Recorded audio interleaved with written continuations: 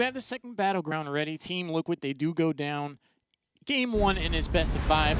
And in the past, I've seen them somewhat falter under pressure when they fall behind in the series, and with so much on the line, with how important these two matches are, will we see them bounce back? And speaking with Hazelwabs yesterday, I do feel confident that they are going to be able to. Towers of Doom could give them a different opportunity than Infernal Shrines gave. Yeah, Towers is also a map where I'm looking towards their Haka ban.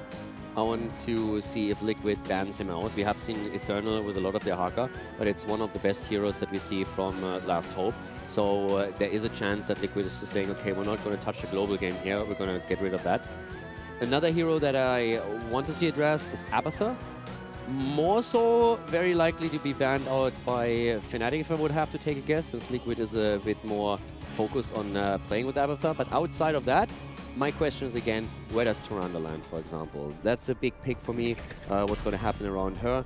And yeah, we're going to see that answered in just a bit as we're heading into draft number 2. I'm not sure I would say that this is their strongest battleground by any means, but Tyrande fell through the draft last time, didn't she? Yeah. So I am also curious to see where she's going to fall. You're trying to channel the altar. That's an easy stun for a Lunar Flare. A lot to follow up potentially. The Owls could have an implication throwing them from long range. And we've seen time and time again so far this weekend the exclamation point that she adds to an overall team fight and burst capability. On a battleground like this where Li Ming could have a huge impact, Tyrande Li Ming, it could be deadly on you. You mentioned Li Ming. There's another hero that also we have to point out, and that's Ana. Fnatic played Ana, I'm pretty sure it was in Towers of Doom the last time, with Li Ming as a setup, and that is very dangerous. And the ban patterns are already... So far they are the same, but this is where it becomes interesting, because Hammer and Genji get rid of, but now what do you ban? There's still Mayef around, there's Tyrande around, Abathur, Dehaka, all situations that you have to think about. And Liquid actually pulls the plug on Abathur. Both teams have played Abathur 3 times. Liquid has 2 wins with the Slug, Fnatic has only 1. But now we're looking at, okay, what could Liquid first pick? Are you afraid of a Tyrande first pick? Do you want to eliminate Dehaka because you don't want to play against the global? Mayef again still around here. Super curious to see how Liquid is going to run this now.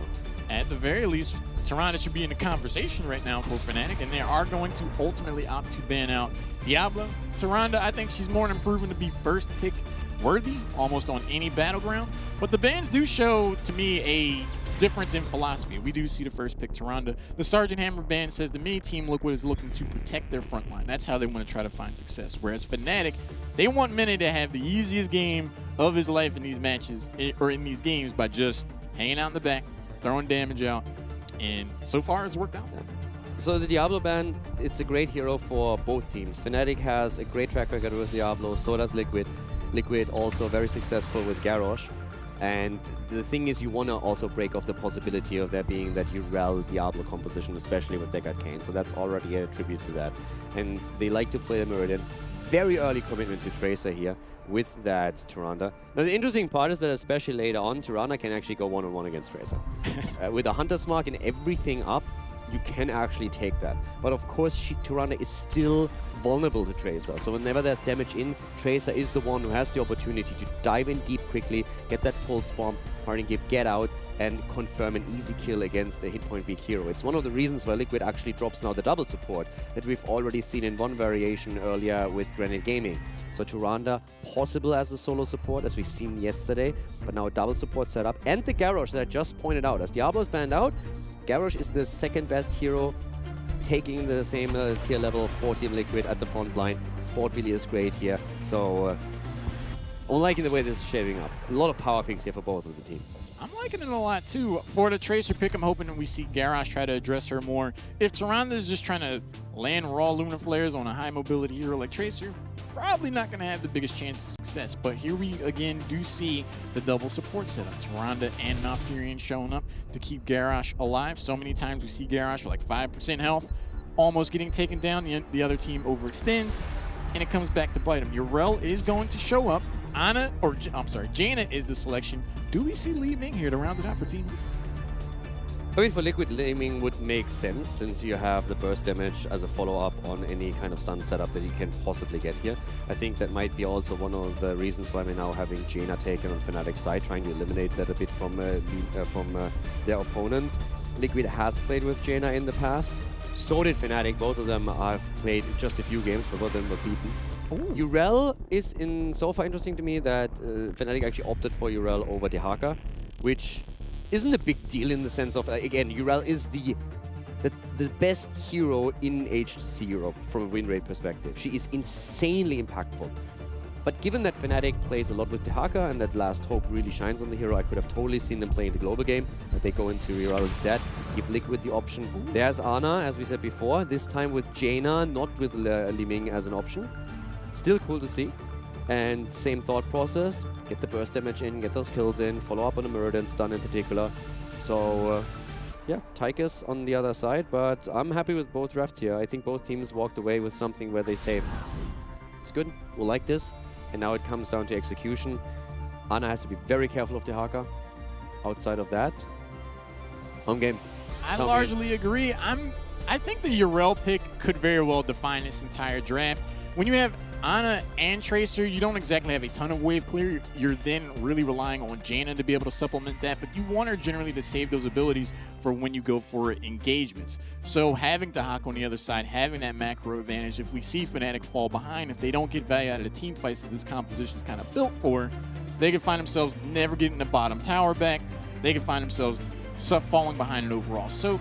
So they're just putting a lot of confidence in their ability to get kills. Yeah, I mean, there is especially the cool thing about Jaina is also she can easily take a camp by herself later, especially after 16, depending on what talent you go for. If you go for Numbing Blast or not, you can easily take one of the mercenary camps at the bottom solo. You just go through one round of cooldowns, you have the camp taken, move in from that, so that's pretty cool. But yeah, the more sustainable wave clear is definitely on the side of Liquid. Over on the left side, looking to even this series up, it's Team Liquid. Haswabs is on Tychus, Sport Billy's playing Garrosh, Eternals on Dehaka, Nurak switching over to Malfurion, and Arcana will round it out. The Owl Thrower Toronto. And to the right side of the map with a lead in the series, it is Fnatic with Amena, the French menace on Jaina once again. Breeze playing Murden. Shwimpy on Tracer. High mobility here. Smexy's gonna have to try and keep up with him on his Ana, and Last Hope is on Urel. Smexy and Fnatic, the team that brought Ana back into the European meta here, at least in HGC. And now, of course, how much can they get out of that? The piercing darts, super important as the level 1 quest. You want to stack that quickly, get those 10 stacks so that you can stay at a bit of a safer distance, and then move onwards to get those 20 to increase it even further. But yeah, Liquid has a pretty good draft there themselves with the double support setup. Let's see how much they can get out of that. Stormbolt just misses. Breeze is like, all right, exit stage right. The Ana Jaina pick stands to frustrate the front line of Team Liquid in particular. Garrosh being constantly slowed by Jaina makes his approach and retreat all the more frustrating. Shrimpy continuing to be the fly in the ointment with this Tracer. The sleep goes in on the Tychus. Smexy, he's going to be landing those more often than not. Yeah, I mean, at this point, in an ideal world, you follow up on Murden. So this is why the two of them are moving together quite a bit, because Murden starts or attempts to set the Stormbolt up. Breeze expects the rotation from Billy, but Billy doesn't do them the favor of walking into that Stormbolt. And here's what I talked about earlier. Mena already is basically trying to solo in camps. Mexy's helping out a little bit. Later on, once that the additional talents come in for Jaina, it's way easier for her to get those, but these quick rotations that you can then see will allow Mena to get camps very, very easily for Fnatic. Level 1 talent for Tyrande is Celestial Attunement, so those stuns for Murden stand to have limited value, and that kind of, in my opinion, really hinges on how they go for these isolations and takedowns. So long as Tyrande's around, could be a very huge foil to the full merits of Fnatic's composition. Both teams not wasting any time on getting their sappers, and we do see Fnatic looking to press that advantage, but Mene is going to back up and further bolster that. Can they look to make a push? Yeah, Celestial Attunement is definitely pretty crazy as a talent. I don't think there's a lot of chance that we're anytime soon going to see a different talent taken here. Of course, Spell Armor can be a choice depending on the composition, but in 95% of the case, then I'm never going to see this one. Then on level 4, not really a big change there. Going for the quest talent, Lunar Blaze for the range. Talking range, there it comes into play as Arcana is looking for that stun, but Breeze is hopping away on the Dwarf as you do. That's the thing I love about Tychus. When he activates that minigun, it's not the most telegraphed ability, so if the front line is not being very heads up about their health bar, it vanishes way faster than you would expect. A lesser skilled player would have just hung out like, I can eat damage, I'm murdering. You lose that percentage-based damage. The tongue just misses on Breeze. I want to see how much value is had out of this minigun throughout the game. I mean, good juke out of Beast there. The danger is really that once that you are stunned out by, well, the Tong connects, the Root connects, the Tyrande stun connects. If she immediately applies the Hunter's Mark and then Tychus follows it up with the minigun and the extra damage to the follow-up, that is insane burst against any kind of hero, and especially, of course, with the bigger they are that we have as a talent choice here. So Breeze can be bursted down pretty quickly. Those two talents combined, crazy powerful against him. Yeah, you're definitely seeing how Team Liquid wants to get some takedowns in the old column there. Arcane is charging up halfway. Smex is going to step around, throws a grenade for the interrupt. Narok finds himself holding a bomb from Schwimpy. Just forces him out to allow Last Hope to charge it up. Or is he done? He goes in, tries to throw out the grenades afterwards, but no take. Schwimpy nearly got Malfurion, but had to move away. But the important part is they actually got the top left altar. Now they're channeling their own, and the bottom one is still being fought over. Now Schwimpy hasn't really made a move into the bot lane yet, so they're willing to give this one up. It's still a 2-for-1 trade for them. So could have seen them even try and make the play for the bot lane, but instead they're just giving this one up. They're pushing out the mid lane, still continuing to dominate those rotation, and it leads also to a lead in experience for the two of them. Smex is out here playing it fast and loose. He was hanging out in that bush, and if Garrosh thought to go fishing and throw the ground breaker and that stun connected, that's a throw, that's a takedown. But Smexy was able to back away. Sapper camps are going to get picked up first, at least, by Fnatic. Do they look to go over to the other side? This is one of the big advantages over, I mean, we talked about the Mercenary clear, right? But if we asked the question in the draft, is it going to be a Jaina? Especially with Ana, Jaina, Li Ming would have been great. So Jaina, Li Ming, you have the throw-up between the two. Fnatic in the past played that Muradin Ana setup with the mage. They played it with Li Ming. They got a huge amount of kills. The resets really worked in fights. But the one aspect that Jaina brings that Li Ming just doesn't have is that wave clear. And that really helps them with wave clear on lane, but it's also a great tool with the Mercenary counts. And we see that over and over again. And you can tell how for Liquid it's more so a problem because they just don't have that instantaneous clear on these camps. So they need to commit more resources and more heroes to get through those. In the later stage, that is definitely going to make a bit of a difference. Such a good point. I was worried about Fnatic's ability to wave clear, but if they can just stay on top of these camps, they don't have to worry about that at all. They're up 4 points right now, have a level lead.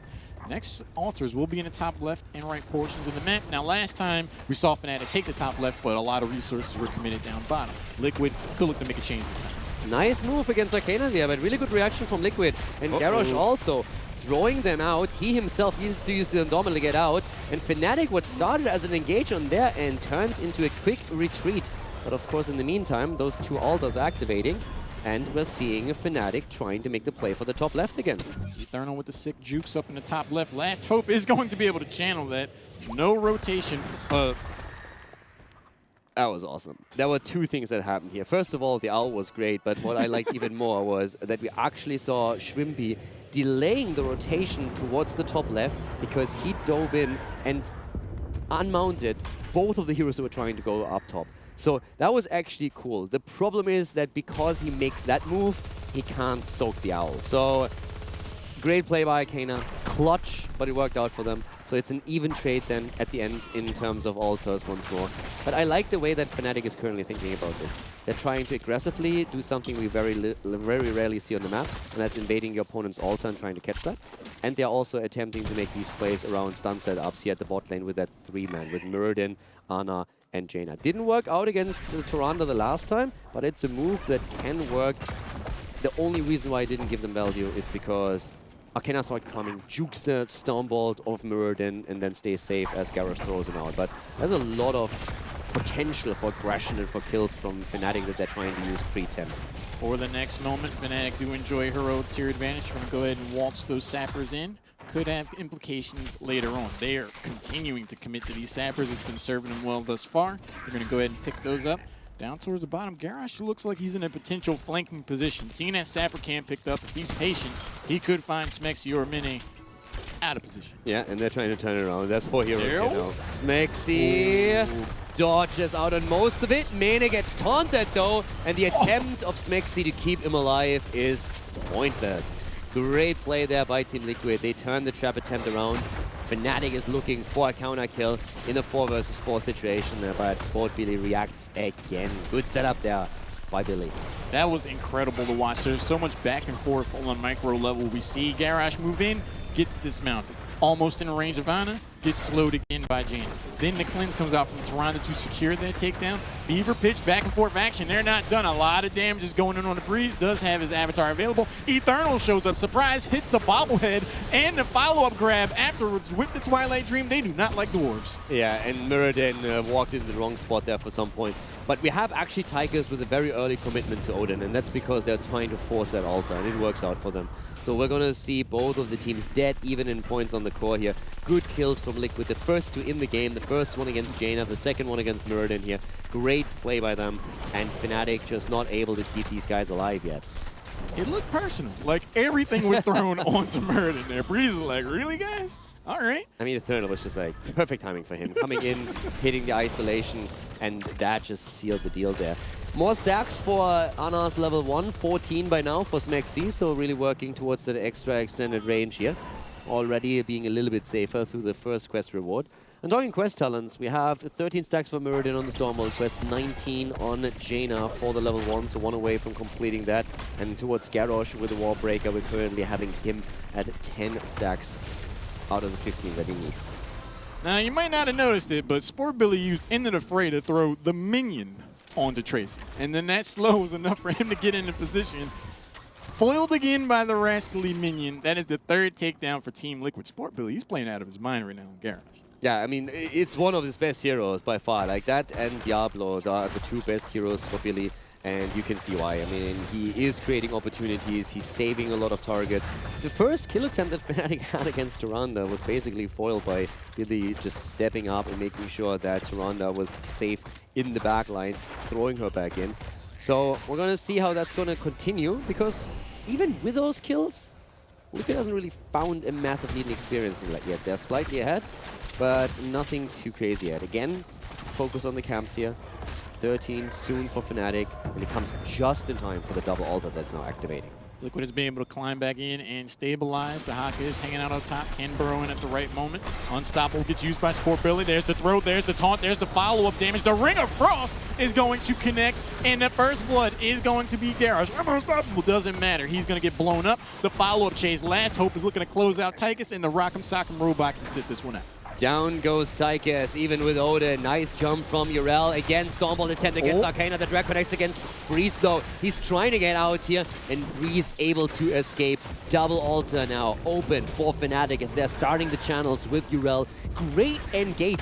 And all of it happened, actually, with Liquid trying to make the play. And you could see how quickly Breeze was burst down. We talked about the trades. Hunter's Mark and the minigun with the bigger they are on the side of Tychus. And it was the perfect display of how quickly Muradin could fall. The one thing that saved Breeze was that just between stuns, he had the opportunity to barely get the avatar out. And that was huge. Smexy using the extra time to keep him alive, and then the turnaround. Fnatic with a double kill, they get the double altar, and now Liquid is down to 19 points on their core. The narrowest margins are deciding these team fights, and then the team that comes out ahead is blowing the chance wide open. You get the bottom altar, you get 5 points, you get both the altars, 28 to 19 off of just a few different button presses and timing put in there. Fnatic, they have to feel great about how they're going into this endgame. And they're walking sappers over. Yeah, they're getting the sappers in, and they're letting Breeze sit at the side and Ana to make sure that whoever rotates down is not going to aggro them before they move through. So it's a trade. You trade the boss for the 3 shots, but it allows you to still hold the bot lane control, and that's something that Fnatic wants to hold on for as long as possible. Liquid is still in the game when it comes to experience, but they're hurting on the core points. I do like the idea going for the boss, but the name of the game I feel like needs to be getting that bottom altar for the next objective. The next altars are in the top left and right portions of the map. Again, tunnel is available. Muradin's already hanging out by to see if someone decides to rotate. Eternal continues to hang around here on the dinosaur. He's going to get joined by Hasselwabs. So it looks like Team Liquid, they're comfortable with leaving that bottom altar there. If they somehow lose this team fight, oh, this is the next triple, actually. Yeah, so leaving that bottom altar, that could be a really big decision Team Liquid. Liquid is offsetting the balance by taking the top side, so it's 4 versus 4 again. But Fnatic is happy with that. Again, it comes down to the mercenary clear. They just move from camp to camp, quickly get that. Here again, bam bam, get the Blizzard in, Cone, and that's done. So now we're having altars active, but there's also minions pushing through the bot lane. So Liquid has to make the choice. Do they quickly take 2? Do they have what it needs to make that happen? Last Hope wants to make the jump, gets interrupted. Eternal with a great play here again. 2-for-1 trade. Liquid able to quickly secure the altar so that they can still make the rotation bot side. That was important. If you don't make that a quick move, then Fnatic stalls it out, then you are between a rock and a hard place and you have to make a choice. This was the perfect move by Liquid. Great drag by Eternal. Well done. You get those two, you're also back in time to defend against these sappers. Breeze, Smexy, Shrimpy hanging out. Let's see what they can do. There's the stun. Does he go for the throw? Almost got in the throw range, but Shrimpy's pretty slippery on that trace. Yeah, 12 points to 16 on the core, 16 levels on both sides. Where we actually see 4 the armor piercing rounds taken. So even more damage with the overkill on the primary target. Everything that we are seeing from Tigers, and also the Hunter's Mark, just scream, kill Breeze, kill Muradin, take him down as fast as you can. The bigger they are, armor piercing rounds on 16, Hunter's Mark, they want to burn Breeze down, and he needs to somehow stay alive. But this is not going to be easy, even with the help and the assistance of Smexy, who's going to try and watch out for him. I like how Mini was hanging out in that bush in our... Alright, that's a random death on the solo lane here. In a world where Dahaka 1-on-1 Giroud. That came a little bit out of left field for Fnatic, and it's not really at a good time. Last Hope definitely making a bit of a mistake for that to happen. Allowing Dahaka to take him down, and now we have the fight at the bot lane, but Billy is dead! Billy goes down, and that's the problem. Mena might also fall. Smexy's trying to keep him alive, but Odin a bit too strong. Next kill comes in as we have Eternal joining the fun, and that's Ana down 3 heroes against 1 at the end of the day. Liquid in a great spot to start that comeback and have taken a massive leading experience too. Urel taken down on top, and suddenly all hell breaks loose on the other side of the map. The global pressure from Eternals, Dahaka's going to show up, and that will pave the way for Team Liquid to even this score up. It was a cheeky play. I like that Shrimpy went in there, got the bomb, got the takedown, but when you're overextended and then you're down numbers thanks to the global, I guess they thought maybe we could just get this takedown and back out real quick, but Dahaka has a global too. Yeah, now Fnatic is actually in trouble. It's even on the core points, but the map control has shifted towards Team Liquid and also the leading experience. So URL should be able, with that minion wave that pushes through, to at least get topside back. But now with those heroes dying, you all of a sudden lose a bit out on that camp control that you've been trying to maintain over the duration of the game. And it all started with Last Hope falling. That can't happen. You can't die as URL against Dahaka in the solo lane like this.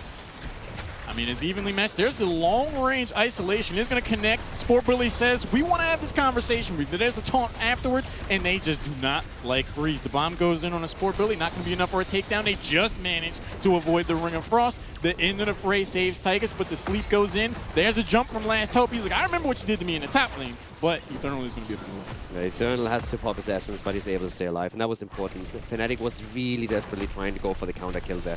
That was an important one, and they could not make that happen. But we talk again about Breeze, and it's that problem that I mentioned earlier. The Hunter's Mark into the bigger they are, trying to get the minigun through, and then the overkill afterwards. If Breeze is for some reason not able, because he's stunned out, for example, to get the Avatar through, there is no way for him to survive. And it's that throw of Garrosh into the silence on Malfurion, and the stuns that we're having, the Tong that connects.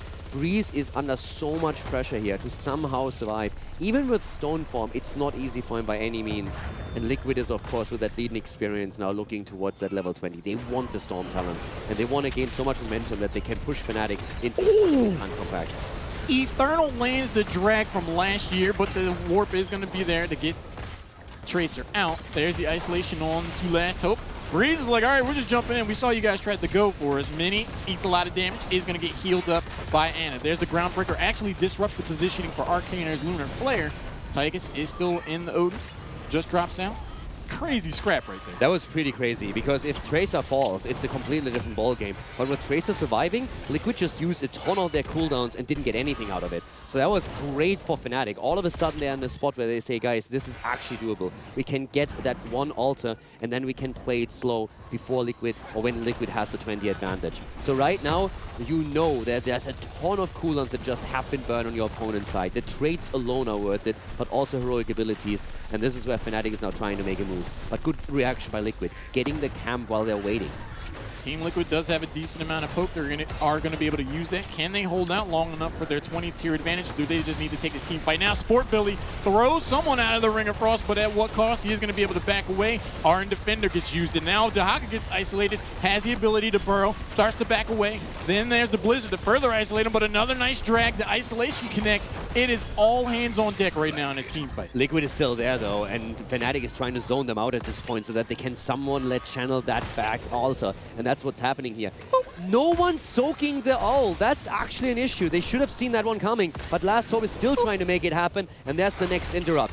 Problematic for Fnatic as Liquid is getting closer to level 20 and the fight starts just once again. Odin being popped here once more on the side of Team Liquid, but the Dahaka is in trouble and he's losing out on the essence. Again it's Billy, again it's the save, but here comes Shrimpy and he gets the kill. Sport Billy did everything he could, but at the end of it, Shrimpy still sets Dahaka up the bomb, and that should pave the way for Fnatic to again take a lead in the overall core. That's going to send them down to 8. Team Liquid 48 seconds before Dahaka comes back. Does have the global ability to jump it back in, but that was a huge fight for Fnatic. Further than that, top bell tower was taken by the minion. Ooh. Top bell tower has just been taken, so Fnatic is on 5 points now, so 7 points on Team Liquid side. And that momentum is actually crazy because first of all, Fnatic gets the earlier 20. Boss is up on the map, and they make the play for the bottom altar. Oh, sorry, the bottom bell tower. Right now, Fnatic is absolutely on a momentum train. It's a pain train headed for Team Liquid's face, and they have to somehow try and dodge that, and it's going to be incredibly difficult. There's minions on the bottom, mercenaries they have to stop, there's a boss to be taken at the top,